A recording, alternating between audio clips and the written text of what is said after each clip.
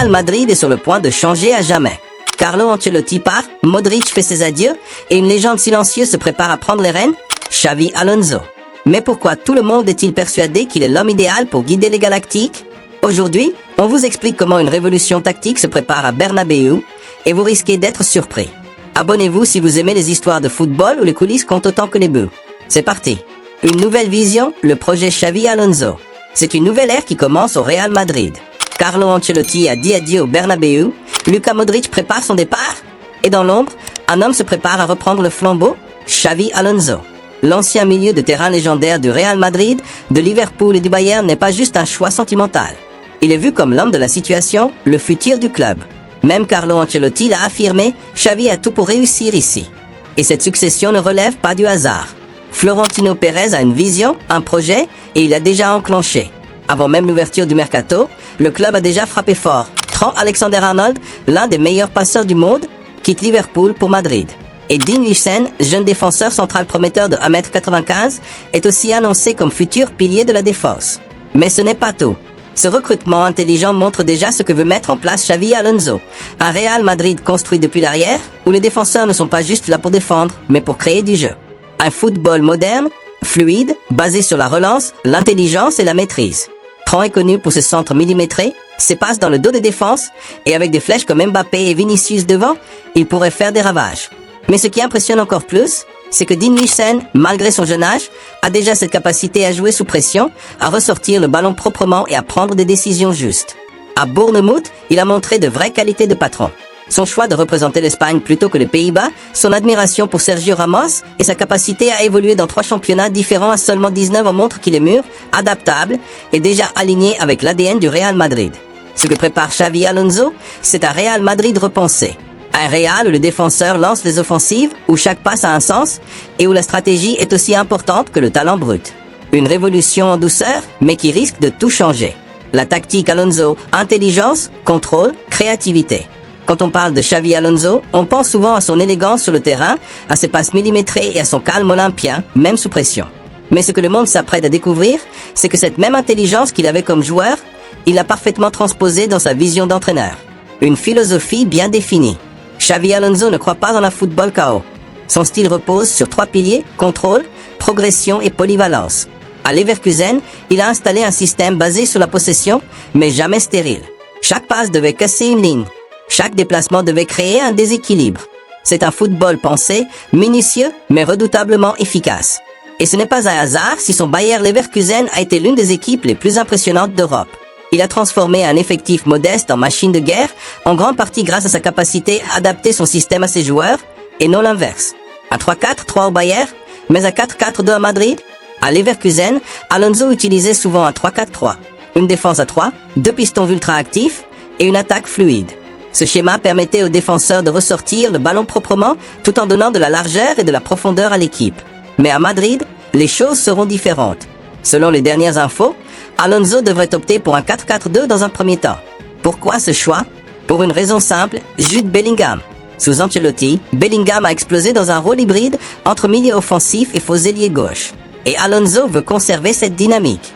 Dans un 4-4-2 en losange ou à plat, Bellingham pourra continuer à se projeter vers l'avant, à casser les lignes balles au pied, tout en gardant un équilibre avec Valverde, Tchouaméni et Arda Güler en soutien. Un système fluide, pas figé.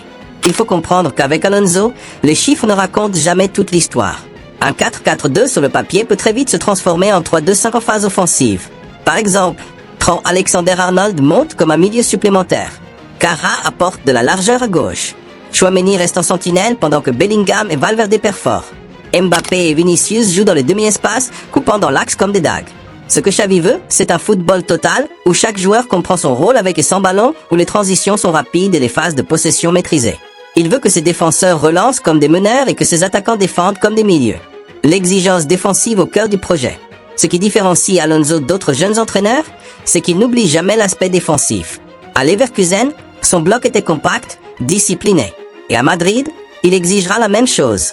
Dean Huijsen, grâce à sa taille et sa lecture du jeu, sera essentiel pour gérer les longs ballons et les duels aériens.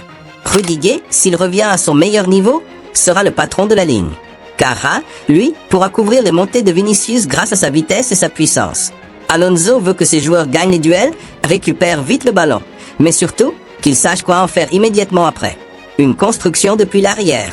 C'est le fil rouge de tout le projet Alonso. Fini les dégagements longs sans idée. Le jeu commencera depuis l'arrière. Tron à droite et Cara à gauche seront des rampes de lancement. Et avec un gardien à l'aise au pied, le Real pourra attirer l'adversaire, puis frapper là où ça fait mal. C'est d'ailleurs pour cette raison que le profil de Dean Huijsen a séduit Alonso, un défenseur capable de casser une ligne avec une passe ou une course vers le milieu. Tout comme Tapsoba le faisait à Leverkusen. Un football d'artisan, pas de spectacle vide. Ce que Xavi Alonso veut construire, ce n'est pas une équipe de highlights TikTok. C'est un collectif huilé, intelligent, capable de tuer un match avec une séquence de 20 passes ou une contre-attaque éclair. Il veut un Real Madrid patient, dominateur, mais jamais prévisible. Et ça, c'est peut-être ce qui manquait le plus ces dernières années. Une vraie idée de jeu, identifiable, cohérente. Alonso là, et il est prêt à l'imposer, tout en respectant l'ADN du club. L'équation finale, quelle équipe pour le mondial des clubs? Le calendrier s'accélère. Dans quelques mois, le Real Madrid participera à un événement historique, la première édition élargie du mondial des clubs FIFA 2025 aux États-Unis. Une sorte de Super League mondiale officielle avec les meilleures équipes des 5 continents. Et Xavi Alonso n'aura pas le droit à l'erreur. Il devra composer l'équipe parfaite, capable de dominer le monde dès ses premiers pas. Mais avec autant de talent, de jeunes promesses et de légendes à gérer, quelle sera la formule gagnante? Les incontournables, la colonne vertébrale du nouveau Real. Thibaut Courtois, sauf imprévu, il reste le numéro 1 dans les cages. Son expérience, sa présence, ses arrêts décisifs dans les grands matchs, il est tout simplement irremplaçable. Même blessé récemment, il reste la référence. Dean Huijsen et Antonio Rudiger, deux profils complémentaires. Huijsen, jeune, propre dans la relance, excellent en lecture de jeu. Rudiger, le rock physique, l'agressivité contrôlée. Une défense centrale équilibrée, avec relance et impact. Aurélien Tchouaméni, le pivot du milieu. Il récupère, oriente, sécurise. Un rôle à la Busquets, mais avec plus de volume athlétique.